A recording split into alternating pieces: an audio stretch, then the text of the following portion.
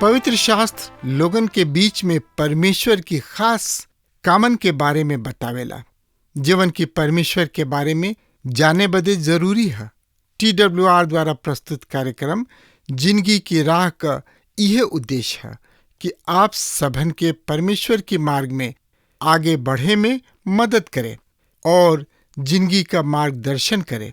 कृपा करके देखी सुनी ताकि परमेश्वर आपकी जिंदगी का मार्गदर्शक ठहरें।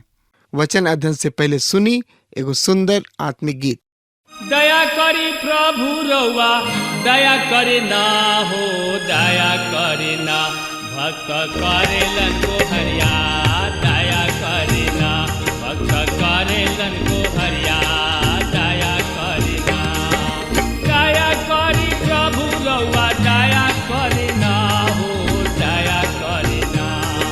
दया करी प्रभु रउआ दया करे ना हो, दया करे ना भक्त करेलन को हरिया, दया करे ना भक्त करेलन को हरिया, दया करे ना।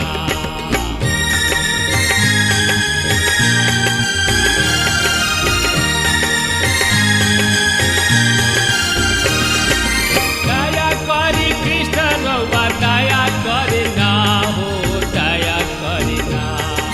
दया करी कृष्ण रउआ दया करे ना हो, दया करे ना। पापी करेलन बिनतिया, दया करे ना। पापी करेलन बिनतिया, दया करे ना।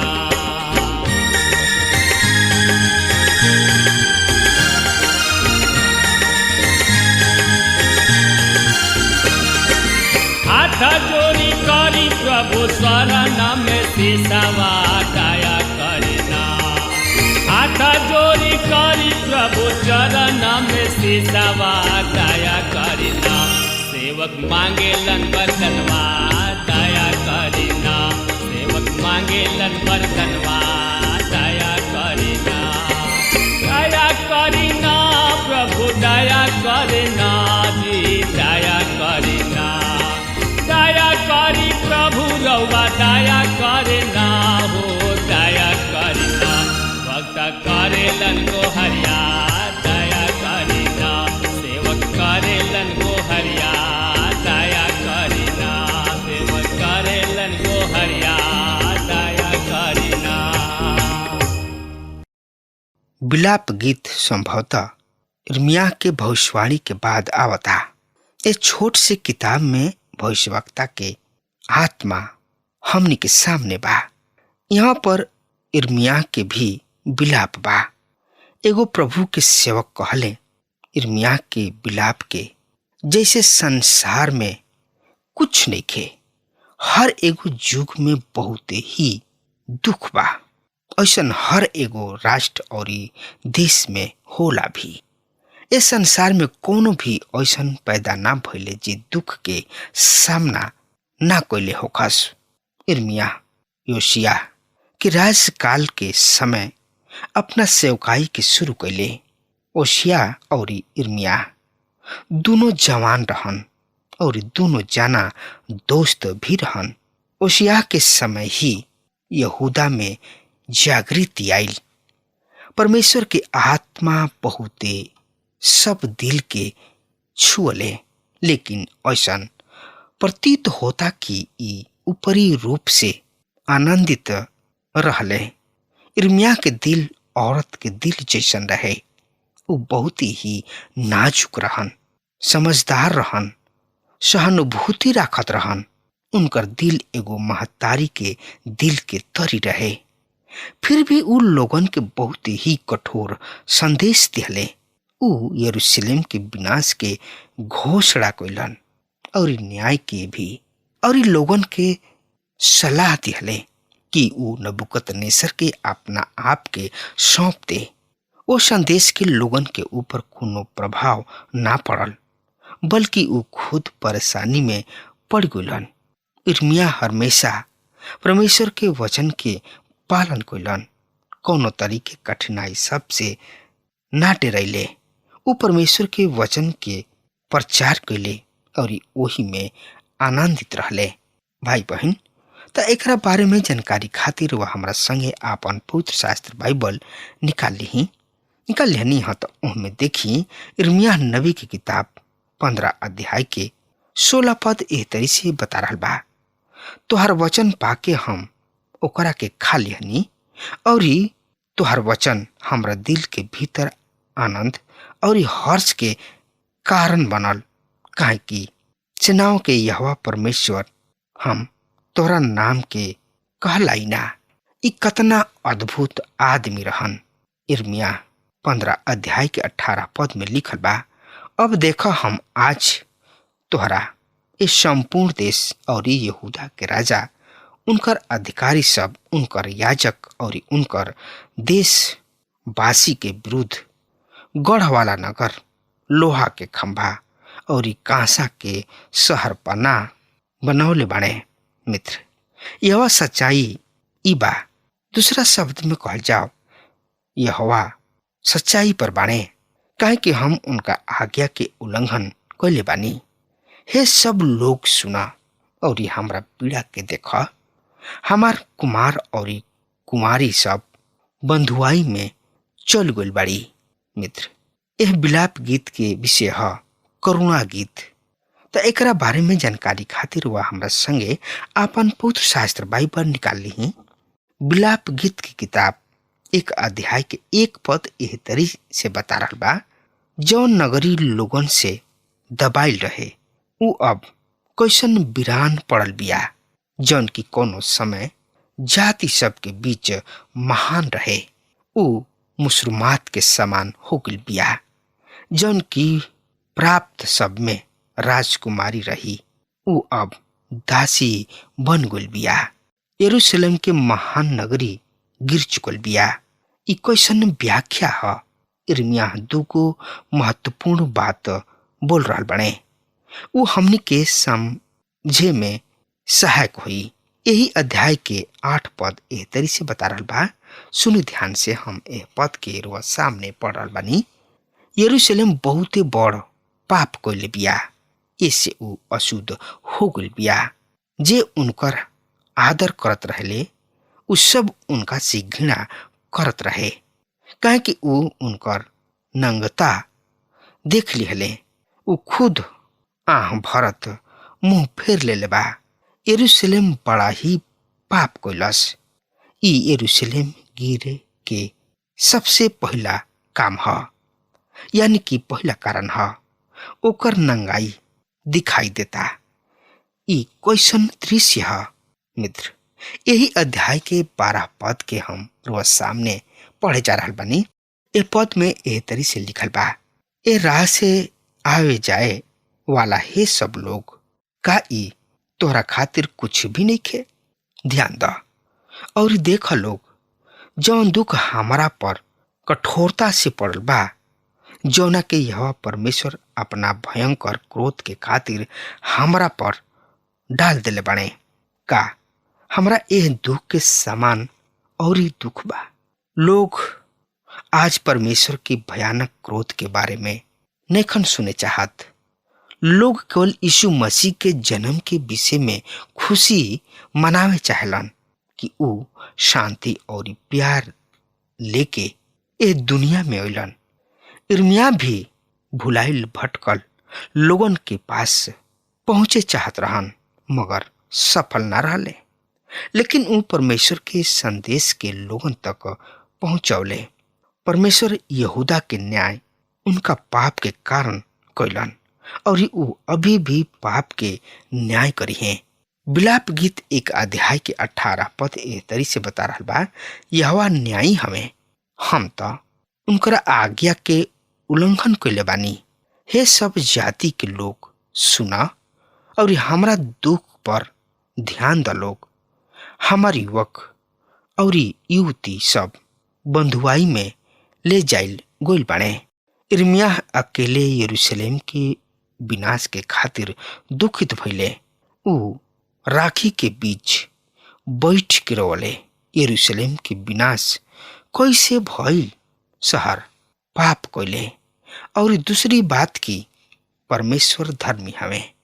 परमेश्वर ऐसन कइलन और परमेश्वर जौन कुछ भी कइलन ऊ सही कइलन। ई समझल बहुत ही मुश्किल बा। ए विषय में हम अपना आप के अपरिचित समझतानी। हम तो उनका दुख के ऊपर जब विचार करी ना तो सोची ना कि एह तरी के दुख तो हम सहन नहीं कर सकत।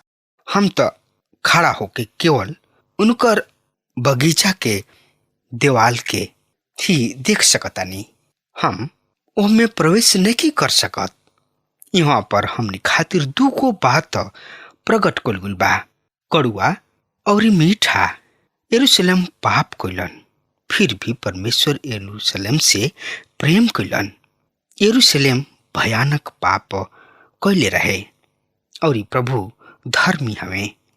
परमेश्वर प्रेम कइलन, अपना अनंत काल के प्रेम से प्रेम कइलन। वो ऐसन होके दिहले काहे कि वो धर्मी हवे। हम और रउआ ऐसना ब्रह्मांड में रह रहल बानी जा जहाँ परमेश्वर रहेलन। एगो जीवित परमेश्वर हवे, एगो ऐसन परमेश्वर जेकर दिल प्यार से भरल रहेला। लेकिन हम रउआ से प्रार्थना करे चाहब, यदि रउआ उनका के छोड़ के पीछे जाइब तो ऊ राउर भी न्याय करी हैं। यद्यपि ऊ रउआ से प्यार करलन। परमेश्वर महान हवे, बढ़िया हवे, लेकिन हमने के उनका के हल्का ना समझे के चाहिए। यीशु मसीह सदुकी सबके और फरीसी सबसे कहताणे। मत्ती रचित सुसमाचार 23 अध्याय के 14 पद में, हे पखंडी शास्त्री और फरीसी सब, तोहनी लोग पर हाय, काहे कि देखावा खातिर लमहर लमहर प्रार्थना करत भी तोहनी लोग विधवा सबके घर के निगल जाला। ऐसे तोहनी लोग के भारी दंड मिली। यदि परमेश्वर के वचन के रुआ ऊपर कोनो प्रभाव नहीं के पड़ल तो अब भी रुआ अपना व्यापार, घर और समाज में भुलाइल भटकल बानी। तराउर जिंदगी दिखावटी है। मित्र, रुआ परमेश्वर से दूर मत जाई। उ रुआ के प्यार करलन, ना तो परिणाम बहुते बुरा होई। परमेश्वर जौन करलन सो करलन, काहे कि उ धर्मी हवे। उ बुराई के देख के आपन आंख बंद नेखन कर सकत। जब उनकर खुद के बाचा अन्ना आज्ञाकारी होले, परमेश्वर उन्हें लेके अनुशासित करलन। यद्यपि ओ से उनकर दिल टूटेला। यिर्मयाह परमेश्वर के दिल के प्रकट करल बने। जब यिर्मयाह रोवेलन तब प्रभु परमेश्वर भी रोवेलन। जब यिर्मयाह दुखित होले तब परमेश्वर भी दुखित होले।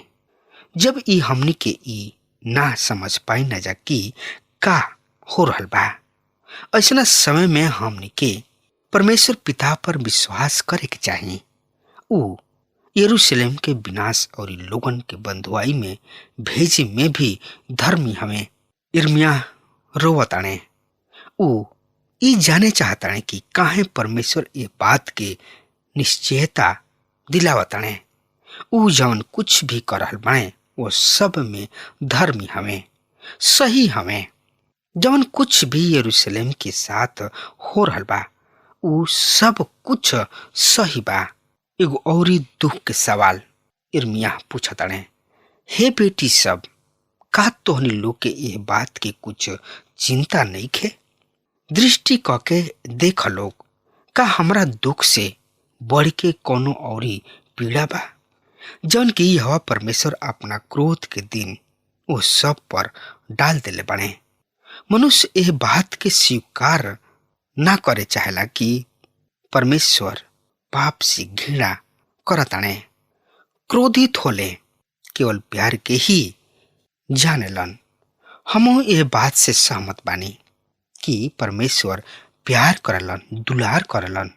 आज कलीसिया के यह बात के आवश्यकता बा कि यह प्यार के लेके उन लोगन के बीच जाओ। हमनी के ये बात में हरदम फेल हो जाई न जा। अब सवाल ई उठता कि रुआ अपन पाप और परमेश्वर के क्रोध के बारे में का सोचता? का ई रुआ खातिर कुछ नहीं के? इर्मिया ओह नगर खातिर रो रहल बने। उनका साथ कुछ लोग और नेखन रोवत। भजन 137 अध्याय में हम पढ़ रहल बानी कि जब यहूदी बेबीलोन में पहुंचताने तो नदी के किनारे बैठ गुलन और सियोन के याद क के रोवले। लेकिन वहां पर उनका पछताए से कोनो फायदा ना रहे। जो लोग बंधुआई में चली गुल रहन उ लोग रोवले, लेकिन इर्मिया यरूशलेम के खातिर रोवले।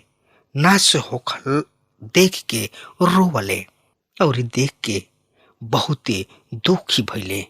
उ स्तंभ रहन मगर दशा के देख के रोवले, काहे कि वो शहर के प्रति उनकर प्यार रहे, लगाव रहे। आजकल लोग कान के खुजली के अनुसार प्रचार करलन, पाप और न्याय के प्रचार ना करलन। कुंवारी मरियम से जन्म प्रभु यीशु मसीह के देवित्व मृत्यु और मृतक सब में से जी उठल महत्वपूर्ण बा। लेकिन सवाल ई बा कि उ काहे मुअले? हे हमार परमेश्वर, हे हमार परमेश्वर, तू हमरा के काहे छोड़ दिले बड़ा? यहाँ पर प्रभु यीशु मसीह संसार के पाप के लेके क्रूस पर लटकल बाड़े। परमेश्वर पाप ना देख सकेलन। भजन 22 के 3 पद एह तरी से बता रहल बा, पर तू तो पवित्र हवा, तू जवन की इस्राएल के स्तुति में विराजमान बड़ा। नया जिंदगी पावे खातिर कारुआ प्रभु यीशु मसीह किने आ रहल बानी। कारुआ के एगो नया व्यक्तित्व मिल गइल बा। रुआ के शांति प्रदान करे खातिर ही यीशु मसीह ये दुनिया में अइलन और क्रूस पर मारल गइलन। प्रभु यीशु मसीह रुआ के बचावे खातिर क्रूस पर दुख सहले। पवित्र आत्मा यह दुनिया में ऐसे अइलन कि यीशु मसीह के उद्धारकर्ता के रूप में प्रकट करे तथा लोगन के उन लोग के पाप जता दे। कौना तरीके पाप? कत्ल, चोरी, हाँ, बल्कि एकरा से भी भयानक हो पाप। हमरा संगे पढ़ी यूहन्ना रचित सुसमाचार 16 अध्याय के 9 पद पाप के विषय में यह से कि ऊ हमरा पर विश्वास ना करलन। परमेश्वर किने चोरन के खातिर औषधि बा। ऊ क्रूस पर चढ़ल चोर के भी बचौले, ऊ रोग के भी बचावे खातिर तैयार बने। यरूशलेम परमेश्वर के त्याग दिले रहे। व्यक्तिगत रूप से भी आदमी परमेश्वर के इनकार कर सकता। यीशु मसीह रुआ जिंदगी में का महत्व राखताने, रुआ विचार करी। अब हमार समय खत्म हो रहा बा, तब तक खातिर रुआ हमरा के आज्ञा देही। परमेश्वर रुआ के बहुत ही आशीष देस। आमीन। हमके विश्वास बा कि ई कार्यक्रम आप सब खातिर फायदेमंद सिद्ध भइल हुई। हम चाहतनी कि आप सब अपन अपन आशीष हमरों से बांटी। अगर आप सबके लगे बाइबल से चाहे आपकी निजी जिंदगी से कोनो सवाल होके चाहे कोनो समस्या खातिर प्रार्थना करावे चाहतनी तो हमारी फोन नंबर पर जरूर संपर्क करें। परमेश्वर आप सबके बहुत आशीष प्रदान करें और आज का दिन आप खातिर सुखद बनावे।